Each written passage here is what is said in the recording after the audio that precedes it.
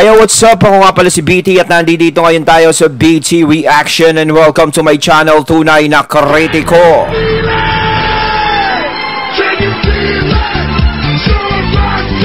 At meron tayong panonooring video ngayon. Ito po ay nagbula kay Pinas News Insider. Sa mga hindi pa po nakakabisita sa channel ni Pinas News Insider, bisita na po kayo mga katunay.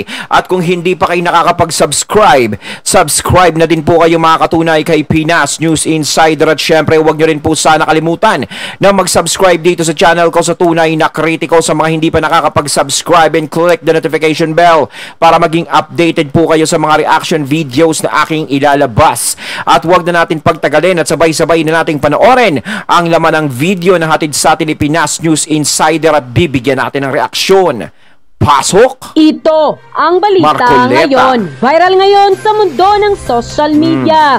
Ang di umano'y balitang Congressman Rodante Marcoleta tila sinupalpal House Speaker Martin Romualdez kung tapang na nagsalita at kinontra ang planong pagpapasok ng ICC sa Pilipinas. Pero bago ang lahat, kung bago ka pa lamang sa aming channel, please huwag kalimutang mag-subscribe at i-click ang notification bell para mas maging updated ka pa lalo sa lahat pa ng bagong video na i-upload namin. At eto na nga mga kababayan, Congressman Rodante Marcoleta matapang na nagsalita at kinontra ang plano ni House Speaker Congressman Martin Romualdez na pag-aralang muli ang request ng ICC na pumasok sa Pilipinas at magsagawa ng investigasyon patungkol sa mainit na war on drug ng dating administrasyon sa pamumuno ni dating Pangulong Rodrigo Duterte. Ating matatandaan noon sa panahon ng administrasyong Duterte, mismong si Pangulong Duterte ang tumiwala bilang miyembro ng ICC ang bansang Pilipinas. Ngunit tila nagbago na rin ang ihip ng hangin ni Pangulong Bongbong Marcos at Justice Secretary Boyeng Rimulya matapos ang kanilang pahayag na pinag-aaralan ng administrasyong Marcos di umano'y pag-anib muli sa ICC ng bansang Pilipinas. Question should be returned under the fold of the ICC. So that's again under study. So we'll just keep looking at it and see what our options are. Ngunit ayon kay tinanggal ni FPRRD yun, di ba? Yung ICC dito sa Pilipinas.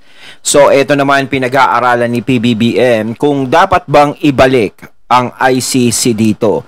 Pero yung mga, alam nyo na, yung mga kontrabandido, gusto nila talaga na yung ICC ang mag-aral dun sa magiging kaso ni FPRRD sa nangyari noon. Yung siya'y nanunungkulan pa, no?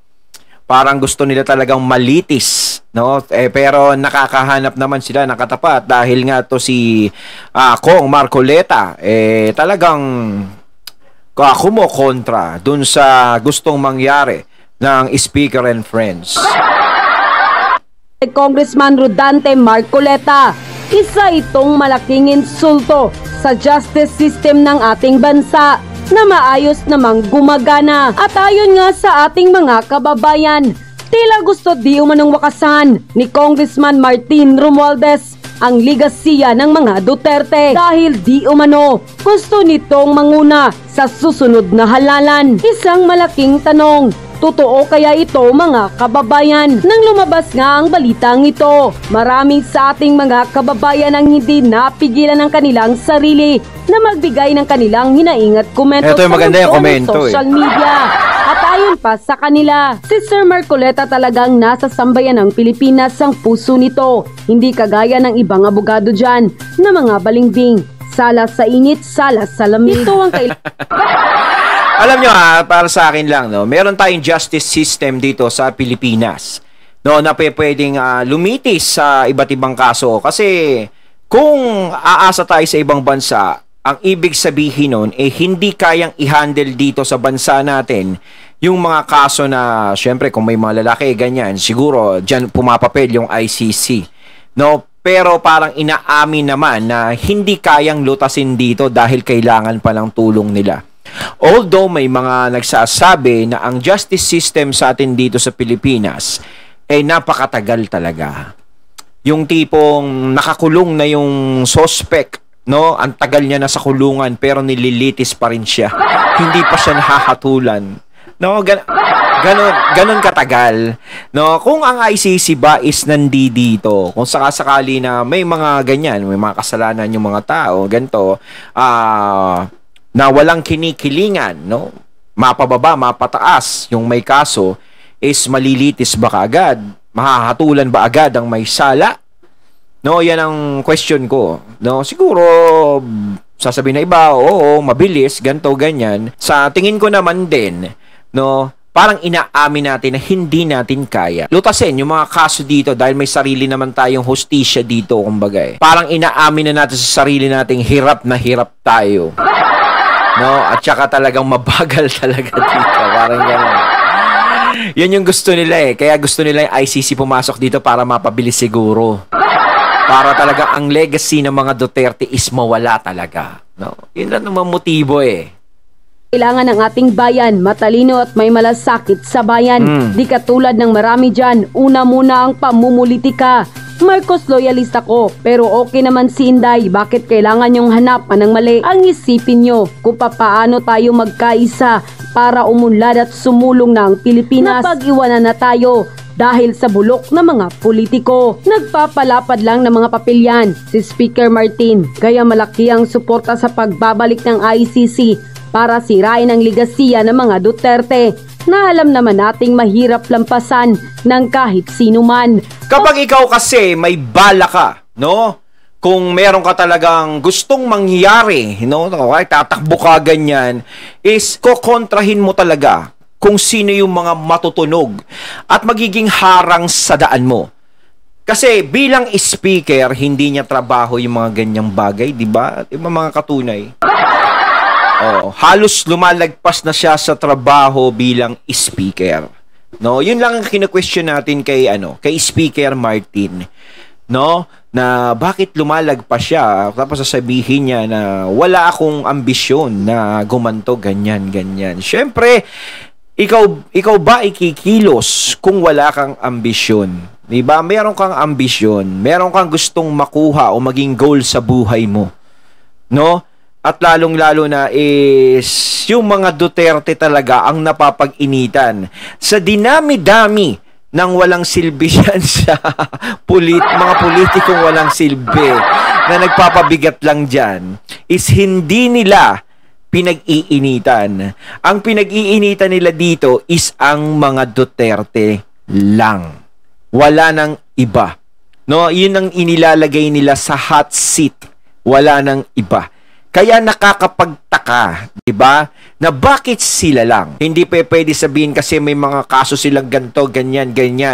Ganto. Hindi rin Kasi dapat dati pa yan. Eto pa ang nagiging question dyan. Si FPRRD siguro inaano sa ICC yung kaso niya, ganto, ganyan, tungkol sa war on drugs niya na ginawa niya noon. Pero magtataka ka kung bakit idinadawit na nila dito si VP Sara Duterte na hindi naman dapat madawit. Samantalang nung eleksyon, nung magkakasama sila is okay naman sila, hindi nila dinadawit. Ngayon, nung nalaman natin lahat na mataas sa survey bilang Pangulo ang isang VP Sara Duterte, doon na nangyari yung mga sabit-sabit kay Sara Duterte. No, na dinadawit siya doon sa mga nagiging kaso ng tatay niya na sinasabing kaso daw ng tatay niya. Di doon pa lang is nalalaman na kaagad yung sagot. Nagtaka pa ako no? Kayo ba mga katunay, nagtataka ba kayo? Ang gulo ko, no? Pamumulitika na naman, matagal na namang umalis sa Pilipinas sa ICC at maayos naman ang ating hustisya sa Pilipinas. Bakit pilit ibinabalik?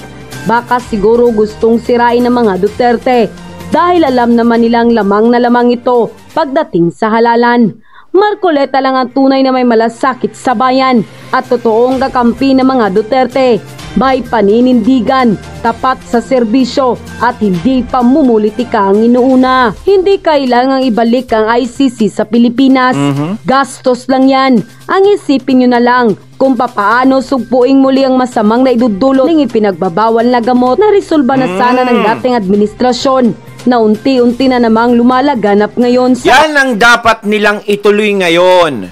Yung nasimulan ni FPRRD. Kung ayaw nila yung pamamaraan ni FPRRD tungkol dun sa war on drugs, eh di gumawa sila ng sarili nilang pamamaraan. Ang importante is magtuloy-tuloy yun. Yung ma-stop yung mga ganyang bagay. Kaysa yung Duterte ang pagkaabalahan nila sa araw-araw na ginagawa nila dyan. Dapat is yung kaligtasan ng taong bayan ang iniisip nila. Hindi ba nila alam simula nung nauso ang war on drugs is medyo naging safe sa mga kalsada, no? Dahil talaga nabawasan ng mga adok-adok, yung mga babangag-bangag na mga taong naka-standby dahil sa sobrang higpit nun, at natatakot yung mga masasamang loob nun na gumawa ng hindi maganda dahil alam nila kung ano ang pupuntahan nila. Kulungan o cemetery. Parang ganun yun eh. No, kung ayaw nila ng ganon, yung mga namumuno ngayon o yung mga umiepal ngayon is gumawa sila ng gusto nilang patakaran, yung batas para masugpo yung mga drugs na yan. Sinimulan na kasi ni FPRRD. Eh di gawin din nila. Eh di naging maayos pa at natuwa pa sa kanila yung mga Pilipino. Hindi yung pagkaabalahan mo yung mga Duterte, Mario Jose. Ating bansa dapat magtulungan at hindi naglamangan. Kung totoong kapakanan ng taong bayan ang iniisip at hindi ang sariling interes, bakit ang gobyerno ngayon ICC inuuna? Samantalang ang daming naghihirap na mga Pilipino. Oo, yan bakit pa. ganito na ba talaga ang mga mambabatas sa Pilipinas? Mga walang silbi. Unquote. Pag-uusapan natin ngayon, Ayon, ito po, si Sir Badong. ICC ay DOJ at Solgen. Muli po nilang ipinahayag na tayo po ay wala, ang ICC po ay walang jurisdiction sa Pilipinas. Yung DOJ po, at saka ang ating po Solicitor General na abogado po ng Pilipinas ay formal na po nagpahayag na wala pong jurisdiction ang ICC sa Pilipinas, no? Yung DOJ din po, ang sabi po ng DOJ, ito pong wag na raw, no need na raw po na mag-submit si Vice President Sara Duterte ng kanyang objection dahil hanggang ngayon naman po ang posisyon ng DOJ ay wala pong pagbabago hinggil po sa ICC. So ito pong dalawang ahensya ng pamahalaan na namamahala po o may kinalaman sa pagsusuri ng batas o pag-interpret ng mga batas o may kinalaman po sa pagbabatas. Ayun, Solgen po tsaka DOJ ay malinaw po ang kanilang pahayag. Wala pong jurisdiction ang ICC sa Pilipinas.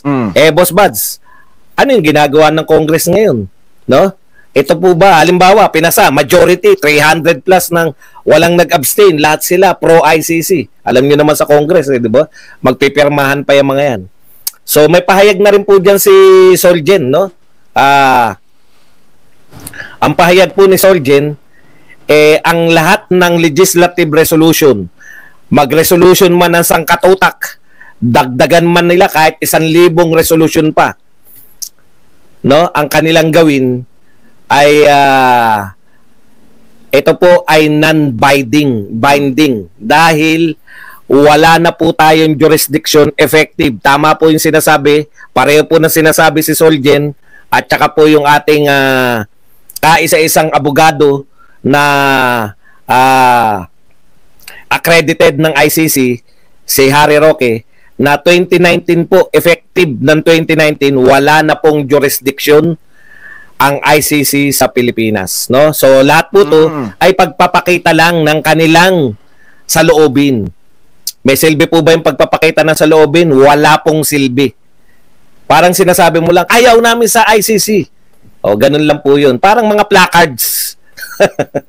Dahil sila yung mga mambabatas, dinaan nila sa resolution. Kumbaga sa mga nagrarally,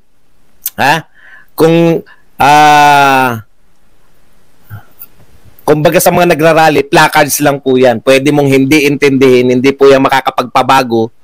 Pati po yung sa Senate, ganun din po yung sa Senate. So, ang gagawin po nila, mag-aaksaya po ng panahon mag-aaksaya po ng pera ng taong bayan para pag-usapan po yung non-binding. Ang ibig po sabihin ng non-binding, hindi po naman wala pong silbi sa madaling salita. Ito ay pagpapakita lamang ng kanilang emosyon. Parang yung pag may resolution po sila, parang gusto nilang mangyari kahit wala ng jurisdiction jurisdiction dito yung ICC. No, kahit gusto nila is wala na dito. Talagang pilit nilang hinahatak. Kumbaga gusto lang namin talaga na gamitin ito para ganyan. Yung mga panawagan kumbaga, no? Gano'n, nananawagan sila na mag-ICC dito. No? Parang, please! May namatay. O resolution honoring the late ambassador so-and-so. O, ganun lang po yung resolution.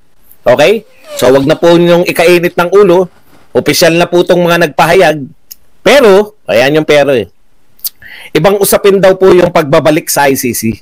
No? O, yun po. Ito po, kumbaga ngayon, hindi tayo pwedeng makipag-cooperate sa ICC. Legally, hindi tayo pwedeng makipag-cooperate sa ICC dahil wala silang jurisdiction sa atin. Hindi rin natin pwedeng, kung ganun, mag-issue man, halimbawa, pwede pa rin po bang mag-conduct ng investigation yung ICC? Pwede naman. Kung loko-loko sila.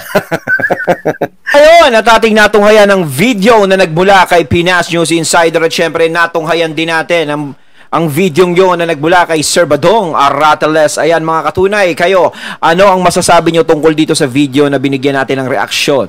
Comment lang po kayo sa comment box, no? So once again, I'm BT and I'm out. Peace!